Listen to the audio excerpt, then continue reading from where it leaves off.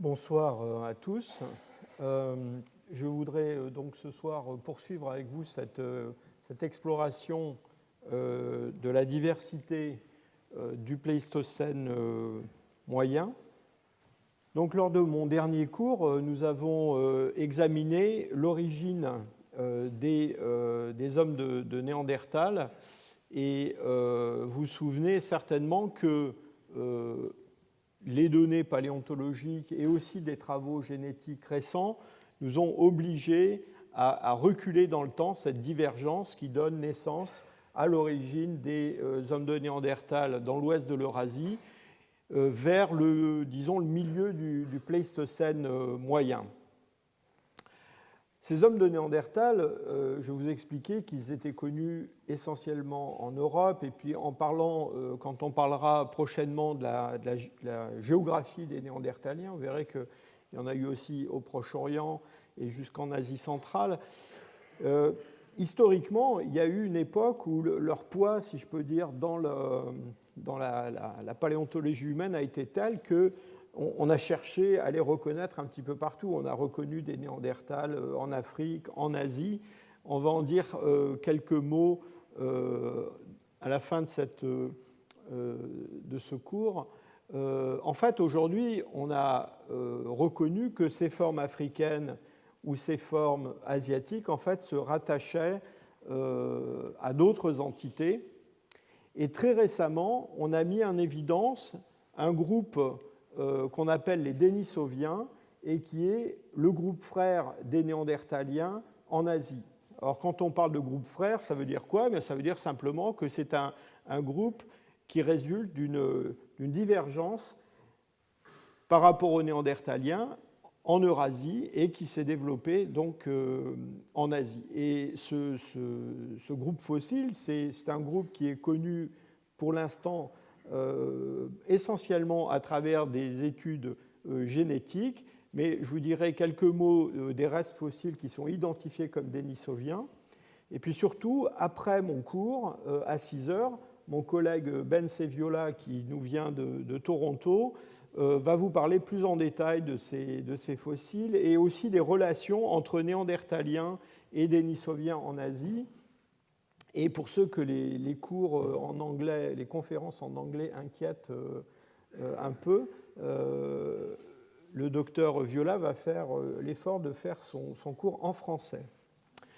Alors ces Denisoviens, on les a découverts dans une grotte qui s'appelle Denisova et qui est une grotte qui se trouve dans l'Altaï, vraiment au cœur de cette énorme masse continentale de l'est de l'Eurasie.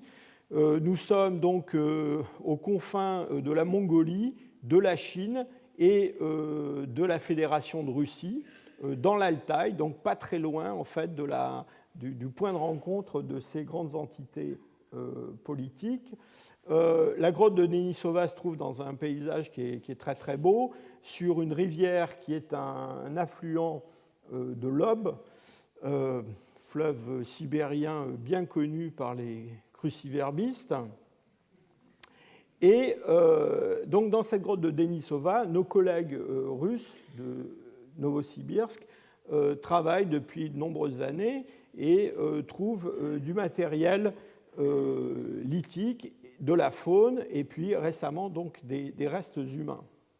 Alors cette grotte de Denisova, c'est une cavité qui fait à peu près une centaine de mètres carrés, enfin disons la partie principale de la grotte, mais qui a des galeries latérales, une galerie sud, une galerie est, et une partie du matériel a été trouvée dans ces galeries latérales.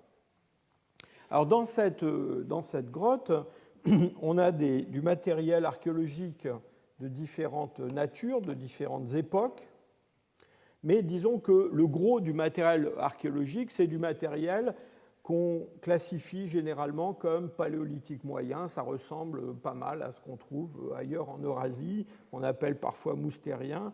Alors il y a des variations de ces assemblages, on n'en parlera pas trop aujourd'hui. Ces niveaux paléolithiques moyens sont recouverts par des niveaux plus récents qui livrent des assemblages du paléolithique supérieur. Une grande partie du matériel dont je vais parler aujourd'hui vient de ces niveaux qui sont assez proches en fait, des niveaux paléolithiques supérieurs. On passe une couche qui est la couche 11. Je ne pense pas que vous voyez les numéros de votre place, mais il y a dans cette couche 11 des sous-niveaux des niveaux qui ont été identifiés et qui ont livré une partie du matériel dont on va parler aujourd'hui. Et puis le sommet de cette couche 11 vient au contact donc, du paléolithique supérieur. Je vous montre cette photo quand même pour vous montrer que la stratigraphie de la grotte de Denisova, ce n'est pas quand même une partie de plaisir.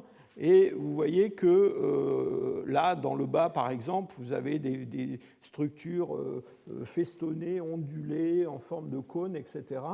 Et il faut bien comprendre que la stratigraphie dans les milieux karstiques, dans les grottes, c'est souvent très compliqué. Il se passe des tas de phénomènes, en particulier parfois des soutirages de sédiments avec des dépôts secondaires. Et souvent, il est difficile de corréler les stratigraphies d'une partie à l'autre d'une cavité karstique. C'est un problème que les archéologues rencontrent constamment. Et vous verrez que, singulièrement, c'est un problème à Denisova. Alors, à Denisova, je vous l'ai dit, on a trouvé dans tout ce matériel archéologique quelques restes humains. Je vais vous les montrer dans un instant. Une des particularités de la grotte, c'est que sa température moyenne est relativement basse et relativement constante, et ça a joué un grand rôle dans la conservation de l'ADN ancien qui est contenu dans ces restes humains qui ont été livrés par ces niveaux. Et ça a été un des grands apports, si je peux dire, de ce gisement, c'est que l'étude du matériel humain, initialement, s'est essentiellement orientée sur l'ADN ancien, et c'est par la paléogénétique qu'on a découvert ce groupe des Denisoviens dont j'ai déjà cité le nom. Alors Denisovien, ça vient du nom d'un ermite qui a habité la grotte au XVIIIe siècle et qui s'appelait Denis. Donc, je crois que mon collègue Svante Pääbo a déjà mentionné ça. Et donc, les gens du cru ont donné à cette grotte le nom de l'ermite Denis. Alors voilà une partie des restes humains qui ont été livrés par la grotte de Denisova. Je ne vous présente pas ici des restes humains modernes, je me concentre sur des restes qui sont les plus anciens et ceux en particulier qui ont fait l'objet de ces études paléogénétiques. Soit dit en passant, grâce à ces études paléogénétiques, vous voyez qu'on peut déterminer le sexe même de fragments osseux, de dents isolées, et mes collègues n'ont pas manqué de le faire. Alors, une partie de ces restes, Denisova 4, Denisova 3, Denisova 8, ont fait l'objet d'études paléogénétiques et sont inclus dans ce groupe des Denisoviens, sont caractérisés donc, par un certain signal génétique. Cette dent qui a été trouvée beaucoup plus profonde dans la stratigraphie est probablement aussi denisovienne, mais là on n'a pas d'ADN ancien. Et puis alors, on n'en parlera pas, enfin en tout cas moi dans ma lecture je n'en parlerai pas, mais on a aussi dans cette grotte des restes de néandertaliens qui ont été eux aussi l'objet d'études paléogénétiques, et en particulier cet os qui vient d'un orteil d'une femme néandertalienne a permis d'obtenir un séquençage du génome néandertalien qui est le mieux, le plus précis, le plus complet, le mieux fait de tous ceux qu'on a pu réaliser jusqu'à présent sur l'ADN nucléaire. Donc, dans la grotte, et c'est un des intérêts de la grotte, on a à la fois des néandertaliens, des dénisoviens et des hommes modernes, et tous ces gens-là ont laissé du matériel archéologique derrière eux. Alors, vous voyez que les restes qui font l'objet de l'attention des paléogénéticiens viennent tous de cette couche 11. Alors il y a des niveaux 11.1, 11.2, 11.4. Parfois, certains de ces restes sont trouvés à la limite d'autres couches. C'est le cas en particulier pour Denisova 8. Et évidemment, tous ces restes sont des restes quand même très fragmentaires. Et si on n'avait eu que les données morphologiques, il aurait été bien difficile de les interpréter comme les restes d'un nouveau groupe d'hommes fossiles. Alors, l'aventure, si je peux dire, des Denisoviens a commencé avec ces deux-là, cette grosse molaire supérieure Denisova 4, et puis surtout cette phalange, ce fragment de phalange, c'est un minuscule fragment osseux, on va le voir en photo tout à l'heure, qui est un fragment d'une phalange d'une petite fille qui est morte il y a très très longtemps. Et vous voyez à peu près sur une main actuelle ce que représente ce fragment osseux. Et il est quand même fascinant de penser qu'à partir de ce fragment osseux, on a pu produire un séquençage du génome qui est aussi précis que celui qu'on pourrait réaliser sur n'importe qui dans cette salle et caractériser un groupe d'hommes fossiles nouveaux.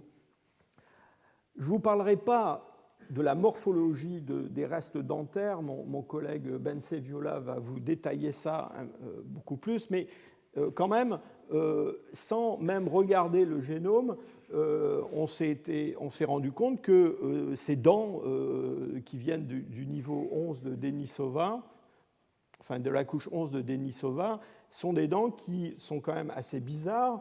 Elles ont une très grande taille, les couronnes, et puis elles ressemblent assez peu à ce qu'on connaît chez les Néandertaliens ou chez les hommes modernes. Il s'agit de deux dents de sagesse, deux troisièmes molaires supérieures. C'est quand même extraordinaire de penser qu'on a deux dents et que ce sont deux dents de sagesse supérieures. Et elles sont morphologiquement assez particulières. Elles sont aussi particulière du point de vue de la taille, et ça, c'est quelque chose qui est apparu dès la première publication sur Denisova, avec des tailles des couronnes dentaires qui, en gros, rentrent dans la variation de ce qu'on trouve chez des australopithèques, chez des homos très anciens, et assez distincts de ce qu'on rencontre chez des néandertaliens ou chez des hommes modernes, même anciens. C'est singulièrement donc ce petit bout de phalange. Vous voyez que l'épiphyse n'est pas vraiment fusionné encore, donc la taille nous permet de dire que c'est vraiment un enfant, une petite fille. C'est singulièrement donc ce fragment qui a fait l'objet d'études paléogénétiques. Et la première étude paléogénétique qui a été faite sur ces restes et qui a été publiée en 2010 a été une étude de l'ADN mitochondrial. Alors vous vous souvenez, parce qu'on a déjà parlé plusieurs fois, que cet ADN mitochondrial, c'est un ADN qui est contenu dans des organites de la cellule et qui est un ADN assez particulier. Il représente une toute petite partie du génome. Et il a la singularité de ne pas se recombiner, il est transmis uniquement par les lignées maternelles.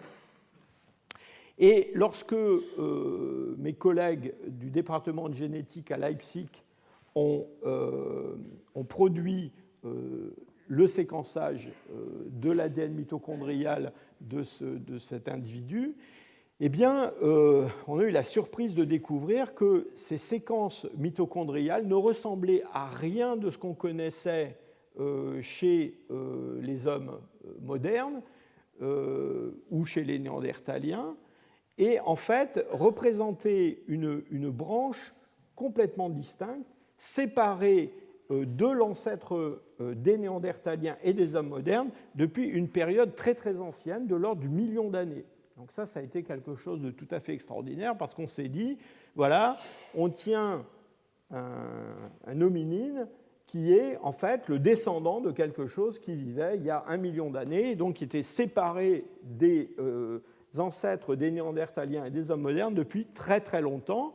Et à l'époque, on a discuter de la possibilité que ce soit une espèce de survivant local d'Homo erectus, quelque chose comme ça. En plus, comme les dents étaient assez particulières, assez primitives par certains côtés, c'est une idée qui a traversé l'esprit de ceux qui travaillaient sur ce matériel. Il faut dire aussi que la datation de cette couche 11 de Denisova, comme vous allez le voir, était un petit peu problématique.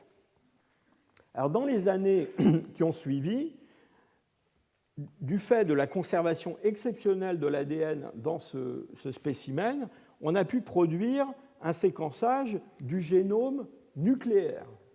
Alors, le génome nucléaire, c'est beaucoup plus, grand que le génome mitochondrial, c'est beaucoup plus complexe, ça se recombine à chaque génération, et c'est porteur de beaucoup plus d'informations.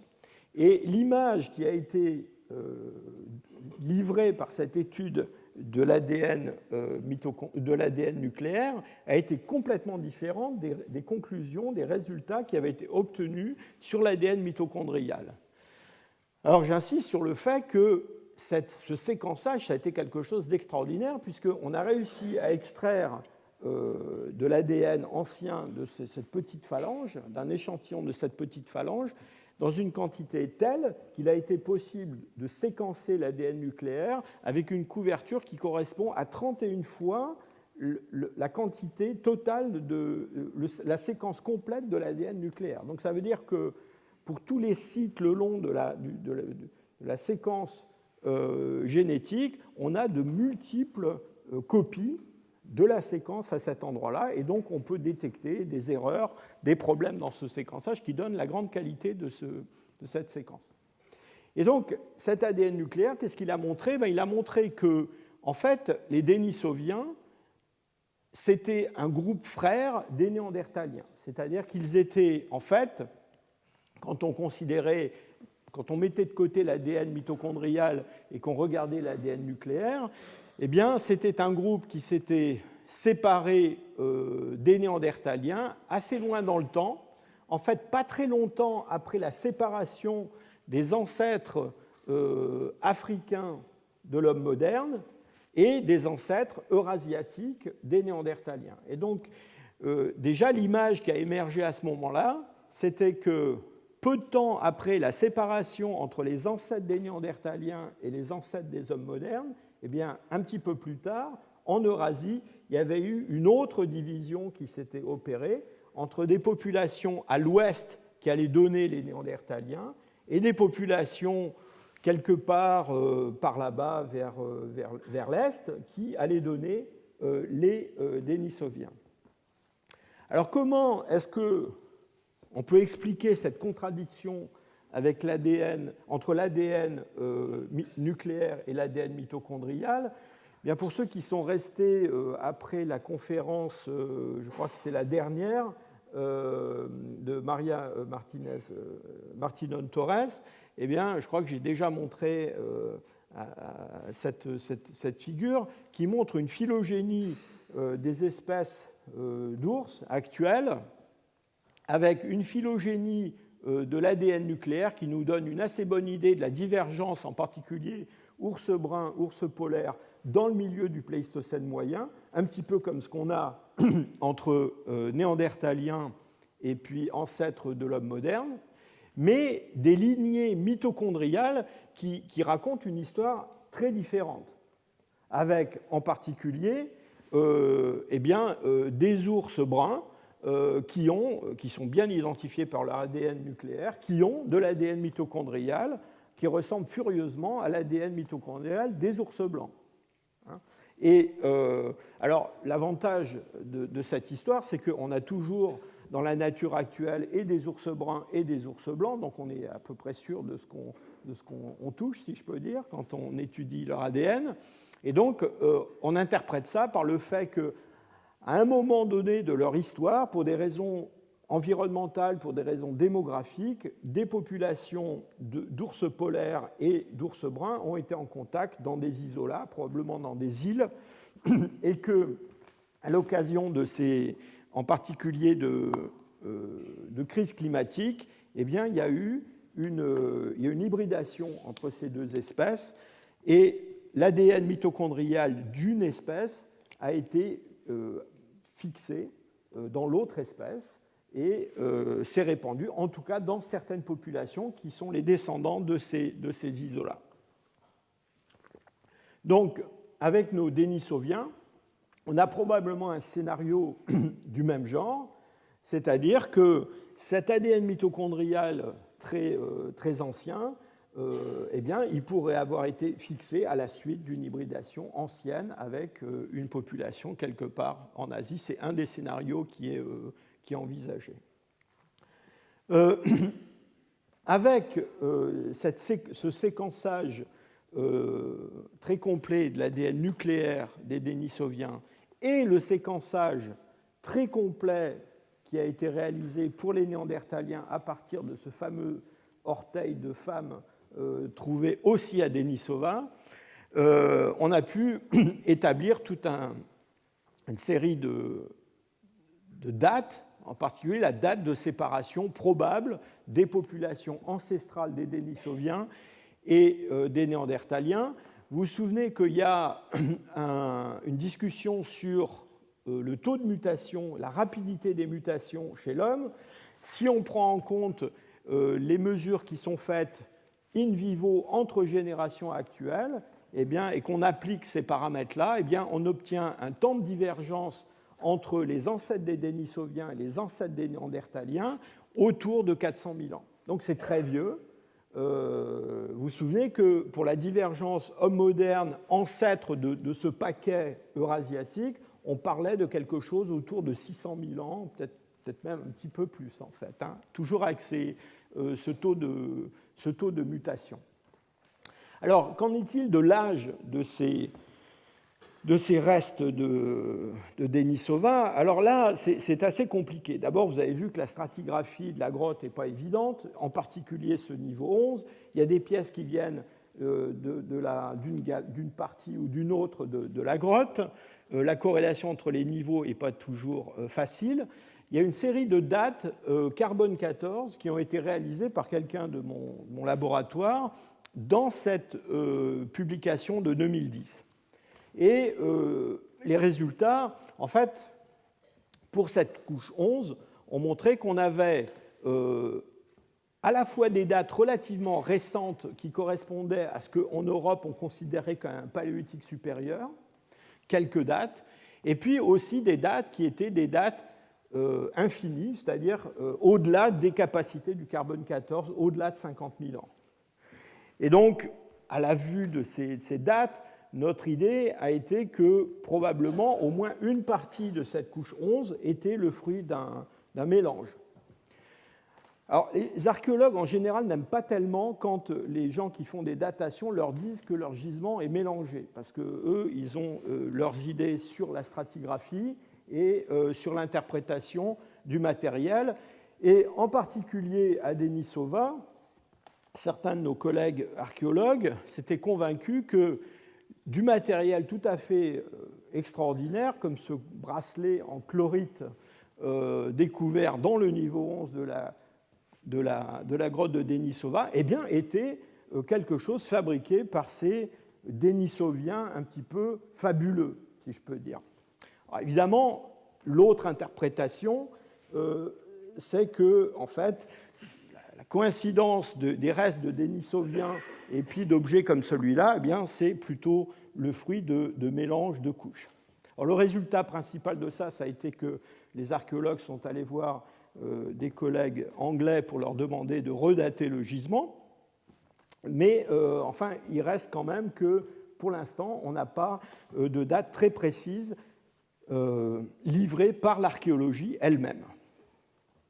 Alors, on a quand même des indices qui nous montrent que, indépendamment des dates infinies qui avaient été produites par ma collègue Sarah Talamo, on a quand même des indices que ces Denisoviens sont quand même anciens et plus anciens que les limites d'application de la méthode du carbone 14. Et en particulier, quand on a séquencé l'ADN nucléaire de cette phalange de petites filles de Denisova, eh bien, les généticiens qui ont fait le séquençage ont utilisé ce qu'on appelle le raccourcissement de branches, c'est-à-dire le fait que le long de différentes lignées, eh bien, le même nombre de mutations ne s'accumule pas en fonction de la durée d'existence de ces lignées.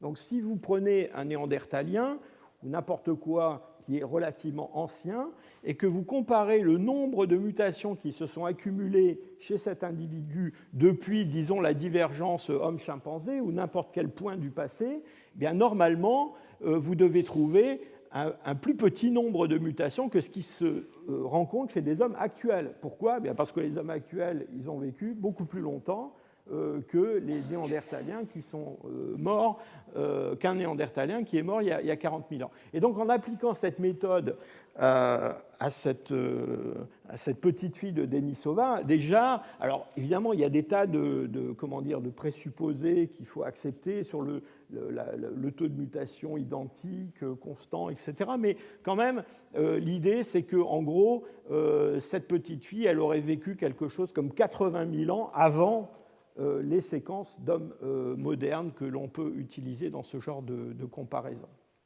Alors, depuis ces publications donc, qui datent de 2000, qui ont commencé en 2010 et qui sont poursuivies jusqu'en 2014, il y a eu d'autres travaux qui ont été poursuivis, et en particulier, on s'est intéressé à ces dents de Denisoviens qui viennent de la grotte, et on a produit un séquençage complet de l'ADN mitochondrial et un séquençage partiel, très partiel, de l'ADN nucléaire de ces restes-là. Et si on oublie un petit peu les problèmes posés par l'ADN mitochondrial, je vous rappelle que c'est quelque chose qui est venu probablement s'insérer dans ce génome d'hominines du Pléistocène moyen, on peut quand même, j'allais dire localement, utiliser cet ADN mitochondrial pour construire une petite phylogénie, si je peux dire, entre les individus qu'on a en regardant leur distance génétique. Et on peut aussi, pareil, compter le nombre de mutations qui se produisent le long de ces branches. Et à nouveau, on a... alors, je vous rappelle que cette petite fille de Denisova, on pense qu'elle a quand même largement plus que 50 000 ans, peut-être 80 000 ans. Et en regardant la longueur de ces branches dans cet arbre local, cet arbre mitochondrial, avec d'ailleurs une dent qui vient d'un niveau plus ancien et puis du matériel qui vient de niveau un peu plus récent, eh bien, on en est venu à l'idée que, disons que ces restes devaient couvrir une période de temps. Alors, c'est difficile de donner une date très précise, mais peut-être au maximum quelque chose de l'ordre de 60 000 ans. Donc vous voyez que si vous ajoutez 60 000 ans à 80 000 ans, vous remontez quand même assez loin dans le passé. Alors cet ADN mitochondrial, cet ADN nucléaire nous a livré aussi d'autres informations. Ben Seviola va vous parler peut-être un peu plus de la démographie, mais je vous ai déjà montré ce schéma qui vous montre comment on peut on peut comparer les allèles qu'on trouve sur les deux chromosomes d'un individu pour reconstituer l'histoire de la taille de la population effective dans le passé ancestral de cet individu. Et vous vous souvenez que pour les néandertaliens, on avait une espèce de chute de la population quelque part dans le milieu du Pléistocène moyen. Ça collait assez bien avec des changements climatiques importants qu'on voyait intervenir dans les moyennes latitudes, et avec un profil très différent de ce qu'on trouve chez les populations africaines qui sont à l'origine des hommes modernes qu'on trouve un peu partout dans le monde aujourd'hui. Alors les Denisoviens, qui apparaissent sur ce schéma en noir, les néandertaliens sont en rouge, eh bien, nous donnent une histoire qui est quand même un petit peu similaire, c'est-à-dire une population. Alors on a un peu de mal à caler ces deux courbes parce qu'on ne connaît pas très bien l'âge relatif de notre orteil de femmes néandertaliennes et puis de petites phalanges, de petites filles dénisoviennes. On pense que le néandertalien est un petit peu plus ancien, mais on voit qu'on a quand même cette diminution de population et puis une population qui est restée très très basse en termes de taille effective de la population jusqu'à sa disparition. On a des informations aussi sur la diversité génétique. Et là encore, on peut se servir de l'ADN mitochondrial pour comparer ce que l'on observe comme diversité chez nos Denisoviens par rapport à un ancêtre commun en termes de distance génétique et comparer ça, par exemple, avec ce que l'on a chez les Néandertaliens. Et le résultat de cette comparaison, c'est que quand même, là, on voit apparaître une différence, c'est-à-dire que ici, on a des branches qui sont beaucoup plus longues, et on a une plus grande diversité à Denisova, à l'intérieur d'un même site, entre 3 individus qui ont vécu au même endroit, et puis ici, une série de Néandertaliens qui couvrent une surface gigantesque. Celui-là, il a habité dans l'Altaï, et là, on a un Néandertalien espagnol. Donc vous voyez que tous les Néandertaliens pour lesquels on peut avoir une séquence complète d'ADN mitochondrial, en fait, se rattachent à une lignée mitochondriale qui s'enracine assez récemment dans le temps et avec peu de diversité, alors qu'on a quelque chose d'assez différent chez les Denisoviens. Donc ça nous montre que l'histoire démographique de ces Denisoviens était sans doute assez différente de ce que l'on a chez les Néandertaliens, au-delà de cette histoire de baisse de la population effective à la fin de leur histoire. Alors, je vous l'ai dit, on a essayé de séquencer de l'ADN nucléaire. Alors là, avec beaucoup moins de succès qu'avec la phalange de petites filles, c'est un tout petit peu d'ADN nucléaire, mais c'est quand même très utile parce qu'on peut comparer ces petits bouts d'ADN nucléaire de ces 2 individus à la séquence très complète qu'on a pour la petite dénisovienne. Et là encore, à nouveau, on se rend compte que ces Denisoviens ont apparemment quand même... Alors, ils ont une diversité génétique qui est nettement plus faible que ce qu'on observerait entre des hommes modernes, mais quand même qui est un petit peu plus grande que ce qu'on a chez des Néandertaliens. Alors, donc, finalement, l'histoire de ces Denisoviens et de ces Néandertaliens, c'est qu'on a un gisement dans l'Altaï, c'est quand même assez haut en latitude, dans lequel on a eu des Denisoviens, des Néandertaliens et des hommes modernes. Alors, pas tous en même temps, mais à diverses époques. Les hommes modernes, on sait que ce sont les derniers qui sont arrivés. On soupçonne que les Denisoviens sont les plus anciens, mais quelque part là-dedans, il y a des Néandertaliens qui sont arrivés, peut-être avant la disparition des Denisoviens. Maintenant, un des résultats qui a fait beaucoup de bruit quand ce séquençage de l'ADN nucléaire a été publié en 2012, ça a été de montrer que quand on étudiait la variabilité du génome dans différentes populations actuelles, eh bien, je ne rentrerai pas dans les détails méthodologiques, mais on se rend compte que dans des populations actuelles africaines, européennes, asiatiques et aussi de la Mélanésie et de l'Australie, eh bien, on peut essayer de voir si quelque part là-dedans, on trouve de l'ADN qui pourrait avoir été hérité de ces Denisoviens, de la même façon qu'on avait prouvé qu'une petite partie de l'ADN des hommes modernes non africains était héritée des Néandertaliens. Et en fait, donc Matthias Meyer et collaborateurs, en 2012, ont montré qu'on avait effectivement quelque chose de l'ordre de 6%, quelque chose comme ça, chez les Mélanésiens, chez les gens qui vivent en Papouasie, Nouvelle-Guinée, et qui étaient apparemment hérités de ces Denisoviens. Pas chez les autres. Et ça, c'était quelque chose qui était tout à fait, j'allais dire, extraordinaire, et on va y revenir dans une minute, parce que il y a quand même une grande distance entre l'Altaï et la Papouasie-Nouvelle-Guinée. Et donc c'est quand même quelque chose qui a beaucoup frappé les esprits, et on s'est vraiment demandé comment on pouvait interpréter ça. Alors depuis cette publication, on a peaufiné ces études sur l'introgression de matériel nucléaire denisovien ou néandertalien chez les hommes actuels.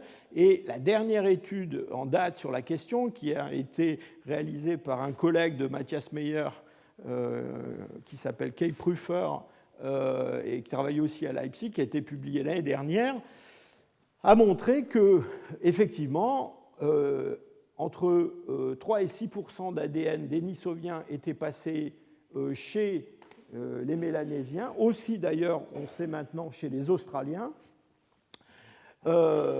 très très peu chez les autres Asiatiques. Quasiment, c'est négligeable, c'est de l'ordre de 0,2%. Mais cette étude a aussi mis en évidence d'autres flux géniques, en particulier un petit peu entre néandertaliens et dénisoviens. Je vous rappelle que dans la grotte de Denisova, il y a les néandertaliens qui sont arrivés à un moment donné. Aussi, une introgression ancienne à partir d'un hominine inconnu, mais probablement ancien et primitif, fait partie de ces résultats. Et ça colle quand même un petit peu avec ce que nous dit l'ADN mitochondrial. C'est-à-dire que l'ADN mitochondrial, ça pourrait être justement quelque chose qui est passé avec ça.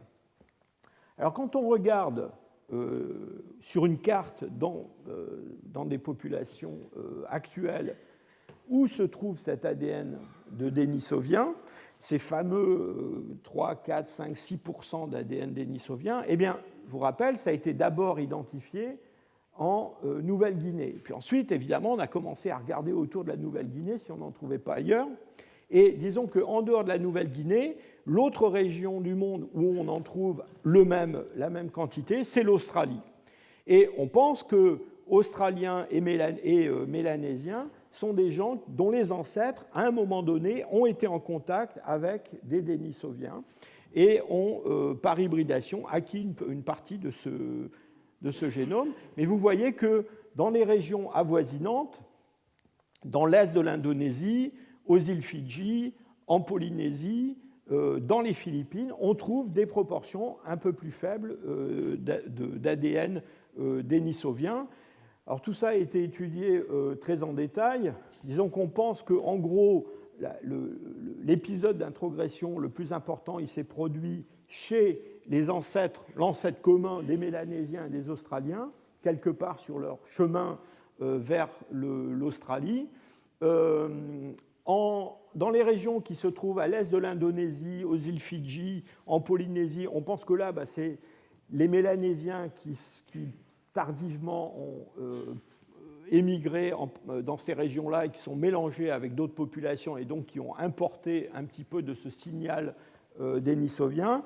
Et puis pour ce qui est des Philippines, là, aux Philippines, il n'y a pas eu de population mélanésienne qui sont venues, donc on pense que c'est soit quelque chose qui remonte à cette première introgression qui a affecté les ancêtres des Australiens et des Mélanésiens, soit un autre épisode d'introgression. Il y a encore beaucoup de travail à faire. Alors, il y a beaucoup de conclusions qu'on peut tirer de tout ça, mais quand même, je voudrais insister sur une chose, c'est qu'il y a quelque chose qui est quand même assez frappant, c'est qu'on a Denisova qui est là-haut dans l'Altaï, en Sibérie, dans le sud de la Sibérie, au nord de la Mongolie.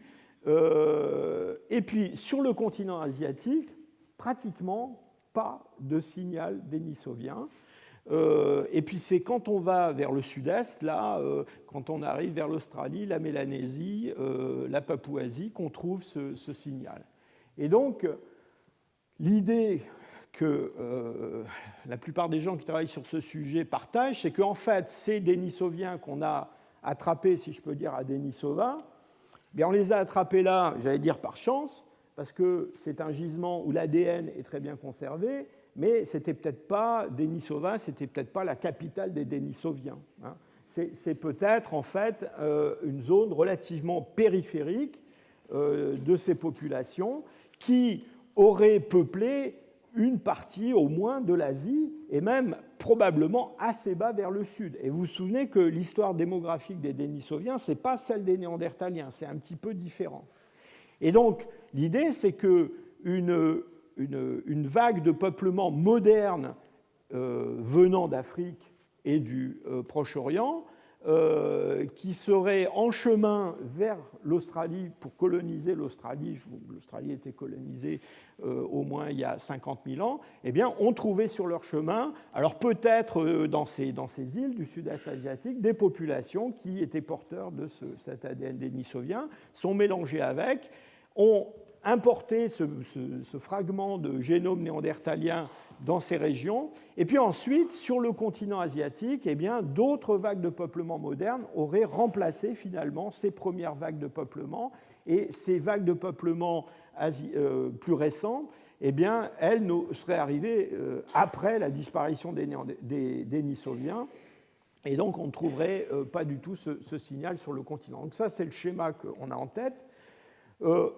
En gros, l'idée qu'on a aujourd'hui, c'est que quelque part dans le Pléistocène moyen, de façon assez ancienne, il y a un peuplement qui est peut-être relativement homogène, si je peux dire, de l'ancien monde, avec des descendants de cette première vague de peuplement sortie d'Afrique, je vous le rappelle, il y a au moins 1,8 million d'années. Et puis, au fil du temps, il y a peut-être eu d'autres vagues de peuplement, peut-être même à l'intérieur du Pléistocène moyen, un ancêtre commun des hommes modernes et des Néandertaliens et des Denisoviens, mais que durant le Pléistocène moyen, peut-être, je vous le rappelle, on en a pas mal parlé à cause de fluctuations climatiques quand même assez intenses qui avaient des effets très forts sur le peuplement et sur la démographie, eh bien une séparation entre le monde africain qui va donner les hommes modernes, le monde de l'ouest de l'Eurasie qui va donner les Néandertaliens, et puis un monde oriental, alors qui est très mal connu, mais où ces Denisoviens ont pu exister relativement vers le sud à certains moments. Alors évidemment, on est quand même obligé dans ce schéma-là de faire arriver des Néandertaliens à un certain moment dans cette région-là. Donc, au gré des fluctuations climatiques, probablement que, si je peux dire, la frontière entre ces mondes a changé. Des Néandertaliens sont aventurés très à l'est, et mon collègue va vous montrer des restes de Néandertaliens qui viennent pas seulement de Denisova, mais d'autres gisements de la région. Et puis là-dessus, eh bien, les hommes modernes se sont répandus. Et en tout cas, pour ceux qui sont allés en Australie, ont bien dû, à un moment donné, trouver, et cela relativement récemment probablement, des Denisoviens sur leur chemin. Alors, pour finir, je voudrais examiner avec vous une question qui se pose. C'est, dans le fond, si on a des Denisoviens à Denisova, et si des hommes modernes, à un moment donné, se sont mélangés avec des Denisoviens avant d'arriver en Australie, eh bien donc, pourquoi est-ce qu'on n'a pas de Denisoviens ailleurs en Asie? Et le problème, c'est un problème compliqué, c'est que, évidemment, les Denisoviens, ils sont définis génétiquement. On ne sait pratiquement rien de leur anatomie, si ce n'est qu'ils ont des dents un petit peu bizarres, mais enfin, c'est quand même pas grand-chose. Donc on ne sait pas trop à quoi ils ressemblent. Et la question, c'est dans le fond, si on prend en compte cette date de séparation entre Denisoviens et Néandertaliens vers 400 000 ans, quelque chose comme ça, eh bien, il y a une façon de prendre le problème qui est un petit peu différente, c'est de se dire, eh bien, tout ce qu'on va trouver en Asie qui est daté entre moins 400 000 ans et moins, disons, 50 000 ans, eh bien, tous ces fossiles-là sont des candidats potentiels pour être des Denisoviens. Et je pense qu'on a déjà dans nos tiroirs des Denisoviens, mais qu'on ne sait pas reconnaître parce qu'on n'a pas le génome des fossiles et on a des génomes sans morphologie de l'autre côté, et donc on n'est pas capable pour l'instant de rassembler les deux. Alors la question est aussi un petit peu obscurcie parce que la région qui a livré le plus de fossiles pour la période qui nous intéresse, entre 400 000 et 50 000, c'est la Chine. Et disons que traditionnellement, la paléanthropologie chinoise, elle est très attachée à prouver que les hommes chinois modernes sont très anciens, qu'ils ont des origines chinoises et qu'avant eux, il y avait eu des formes intermédiaires entre ces hommes modernes récents et puis des formes comme les Homo erectus. Donc, j'allais dire que traditionnellement, la paléanthropologie chinoise est très attachée à un modèle qui est un peu tombé en désuétude ailleurs, mais qui est le modèle qu'on appelle multirégional, c'est-à-dire d'origine locale de chaque groupe d'hommes modernes. Et donc, les fossiles qui sont livrés par la Chine dans cette période de temps critique entre 400 000 et 50 000, eh bien, ils ont été généralement dans la littérature interprétés, alors soit comme des espèces de néandertaliens locaux, soit comme des soi-disant Homo sapiens archaïques, soit comme des formes intermédiaires entre les Homo erectus et les hommes modernes. Enfin, tout ça, c'est un petit peu pareil. C'est une histoire de continuité évolutive locale. Alors, une bonne partie de ce matériel mériterait d'être réétudié à la lumière de ce qu'on sait aujourd'hui de l'existence des Denisoviens, avec l'idée, dans le fond, de recoller le scénario que nous livre la paléogénétique avec les données paléontologiques. Je ne suis pas sûr que tous les chercheurs qui ont accès à ce matériel en Chine soient enclins à le faire, mais certainement que ça arrivera dans le passé. Je veux rapidement vous montrer quelques fossiles découverts en Chine qui correspondent exactement à ce créneau chronologique. Et ces formes sont des formes à relativement grand cerveau qui ne sont pas, des Homo erectus, ne sont pas des hommes modernes, ne sont pas des néandertaliens non plus, ils ont des caractères différents, encore que dans certains cas, ils ont des caractères qui évoquent un petit peu les néandertaliens. Alors, en me promenant un peu du nord au centre et au sud de la Chine, je passe rapidement sur ce fossile d'abord de Jin Huishan. Les dates que je vous donne sont des dates assez incertaines. Donc tout ce matériel chinois, très souvent, est daté de façon assez peu précise. On a un fossile qui a été découvert, disons, dans le centre de la Chine, qui est très connu, qui est l'homme de Dali. Pareil, c'est une forme qui est tout à fait intéressante, qui ressemble à rien d'autre de connu ailleurs, en fait. On a pensé parfois que c'était une forme locale d'Homo heidelbergensis. Vous vous rappelez cet ancêtre commun des Néandertaliens, des Denisoviens, des hommes modernes. Le seul problème, c'est que s'il a vraiment cet âge de 200 000 ans, il arrive quand même un petit peu trop tard pour être un Homo heidelbergensis ou un Homo rhodesiensis. Alors, soit imaginer qu'il y aurait eu la persistance locale pendant très longtemps de cette forme en Chine et pas ailleurs, mais évidemment, l'autre scénario, c'est que c'est justement un de ces représentants de cette branche asiatique qui est le groupe frère des Néandertaliens. Alors, dans le sud de la Chine, on a ce fossile de Maba. C'est intéressant le fossile de Maba parce qu'il a été publié alors, il y a très longtemps par les Chinois comme un néandertalien local. Il y avait quelques caractères faciaux qui rappelaient les néandertaliens.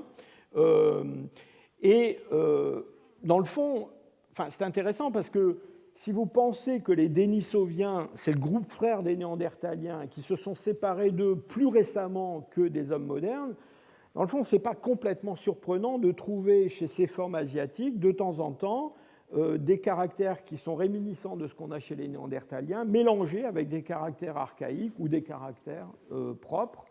Et c'est en particulier le cas sur des fossiles qui viennent d'un gisement qui est dans le nord de la Chine, qui s'appelle Xujiayao. Et ce gisement a fait l'objet récemment de plusieurs publications. En particulier, ces dents, ces molaires, elles sont différentes de celles de Denisova, mais elles rappellent quand même ces dents très grandes avec ces racines divergentes qu'on a à Denisova. Des collègues aussi ont publié un temporal qui vient de ce gisement où ils ont cru reconnaître des caractères néandertaliens dans le labyrinthe. Nous travaillons beaucoup sur le labyrinthe. Pour nous, ce labyrinthe, il n'est ni complètement néandertalien, ni complètement moderne. Il est un petit peu les deux. Et voilà, c'est peut-être un labyrinthe de Denisovien, en fait. Ça, ce sont des fragments d'os occipitaux qui viennent toujours du même gisement. J'ai eu la chance de les voir il y a très très longtemps, dans les années 80, à Pékin. Ça ne ressemble pas tellement à des occipitaux de néandertaliens ou à des occipitaux d'hommes modernes. Donc je pense que ce gisement en particulier, ce serait un très très bon candidat. Peut-être que vous avez encore en mémoire ce schéma que je vous ai montré tout à l'heure avec les dents de Denisova, qui sont des dents très, très grosses, avec des tas de tubercules supplémentaires. Eh bien, on a en Ouzbékistan, donc plus à l'ouest, vers l'Asie centrale, on a un gisement qui s'appelle Obi Rakhmat, dans lequel on a identifié des races qu'on considère comme essentiellement néandertaliens, mais dans ces races d'Obi Rakhmat, on a aussi comme ça des dents très grosses avec des tubercules supplémentaires qui, d'une certaine façon, rappellent un petit peu la situation de Denisova. Et vous rappelez qu'on a une introgression d'ADN néandertalien chez les Denisoviens quand les néandertaliens viennent chez les Denisoviens. Mais peut-être que le contraire s'est produit aussi. Et donc trouver des néandertaliens en Asie centrale avec des caractères qui rappellent un petit peu ce qu'on a à Denisova, c'est peut-être pas complètement illogique. Donc la conclusion de mon cours aujourd'hui, c'est que d'abord, la paléogénétique a complètement révolutionné, si je peux dire, la façon d'étudier ce type de matériel. Il est quand même assez fascinant de penser qu'on a identifié un groupe d'hommes fossiles, dans le fond, qu'on avait probablement dans nos tiroirs depuis très longtemps, hein, je pense à tout ce matériel chinois, grâce à la paléogénétique, avec un degré de résolution qui est tout à fait extraordinaire.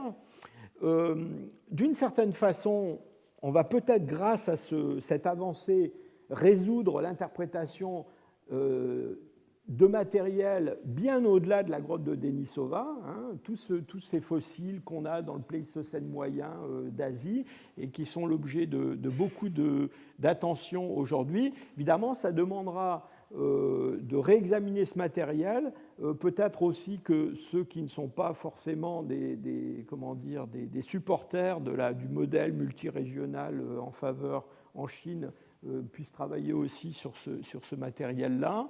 Il y a de gros efforts aussi à faire sur la datation de beaucoup de ces pièces, mais c'est vraiment, j'allais dire, de la recherche en mouvement. Vous savez, on dit toujours que le Collège de France, c'est l'enseignement fondé sur la recherche. Alors là, pour le coup, c'est vraiment de la recherche qui est en cours. D'ailleurs, certaines des images que je vous ai montrées aujourd'hui ne sont pas complètement publiés, certains résultats non plus. Et je tiens à remercier, je ne le fais pas en général, mais certains de mes collègues avec qui je discute quasiment tous les jours de ces questions-là et qui m'ont été d'une grande aide pour préparer ce cours d'aujourd'hui. Je vous remercie.